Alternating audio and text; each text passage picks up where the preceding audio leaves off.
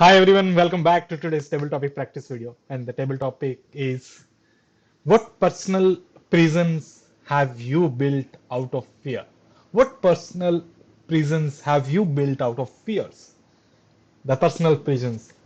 We all have personal prisons. We all have something that we don't want to do out of just fear. Maybe some have hydrophobia, some have fear of heights, and maybe some people believe that they can't do better. They are in a such place that they can't achieve something. And because of those personal reasons, what happens is that you are not able to do things which you could have done. You had the potential, but you didn't do because of your personal prisons, those fears. If I talk about myself, what are the kind of personal prisons that I've built? The answer would be nothing.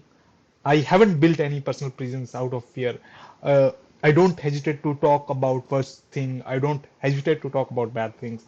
Uh, and because I have become a very objective person, it might be bad for in some cases as well, but I'm able to analyze things from a very different angle. So that is why I haven't find any personal reasons.